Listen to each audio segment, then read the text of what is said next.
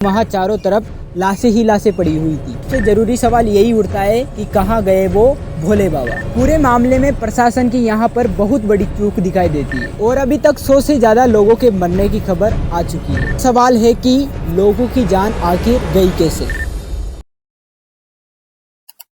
मेरे पैरों के नीचे से जमीन निकल गई जब ये खबर मेरे सामने आई। हाथरस में भोले बाबा के सत्संग के दौरान भगदड़ मच गई, जिसमें 122 लोगों की मौत हो गई और करीब 150 से ज्यादा भक्त घायल हैं। उत्तर प्रदेश के हाथरस जिले की ये घटना है जिसमें ज्यादातर महिलाएं हैं और महिलाओं के साथ बच्चे भी इस घटना का शिकार हो गए हैं। हॉस्पिटल में अब तक 27 डेड बॉडी आ गई हैं, जिसमें 23 महिलाएं हैं, 3 बच्चे हैं और 1 पुरुष की डेड बॉडी है। जब न्यूज रिपोर्टर ने डॉक्टरों से मरने वालों की संख्या पूछी तो वो नहीं बता पाए, क्योंकि वहाँ चारों तरफ लाशें ही लाशें पड़ी हुई थी।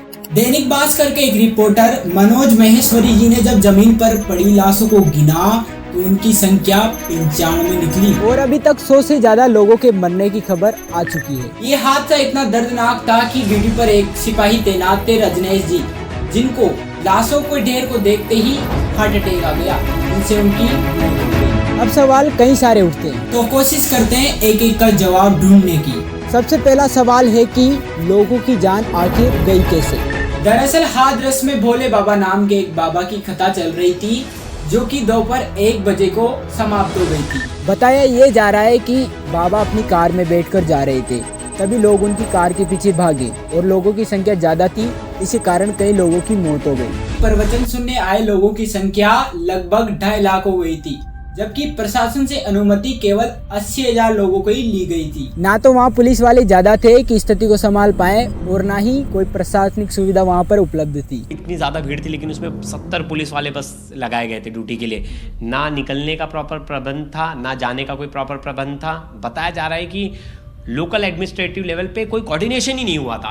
मतलब डीएम का बयान आता है, डीएम बोलते हैं जांच चल रही है। वहां पर उपस्थित लोगों ने बताया है कि घटना के होने के 2 घंटे बाद तक भी वहां पर कोई डॉक्टर तक नहीं आया था। दूसरा सवाल उठता है कि घटना का जिम्मेदार कौन है। हालांकि इस नतीजे पर अभी मैं नहीं पहुंच सकता, क्योंकि अभी जांच चल रही है, लेकिन जानकारी देना मेरा फर्ज है। पूरे मामले में प्रशासन की यहाँ पर बहुत बड़ी चूक दिखाई देती है। इसकी परमिशन एसडीएम साहब द्वारा दी गई थी और इसमें एक प्राइवेट आयोजन था, जिसमें कि पूरी ड्यूटी कानून व्यवस्था और सुरक्षा के लिए लगाई गई थी और इसमें बाकी व्यवस्था जो अंदर की जानी थी वो स्वयं उनके द्वारा की जानी थी। पुलिस वालों को लोगों की भीड़ के हिसाब से स्थिति संभालनी चाहिए। अगर लोगों की संख्या निश्चित संख्या से ज्यादा भी आई थी तो प्रशासन की जिम्मेदारी बनती है कि वो व्यवस्था बनाए रखने के सारे प्रयास करे। दूसरा पहलू प्रवचन कराने वालों पर जाता है, उन्होंने अपनी जिम्मेदारी क्यों नहीं संभाली। लेकिन इस मामले में तीसरा और सबसे जरूरी सवाल यही उठता है कि कहाँ गए वो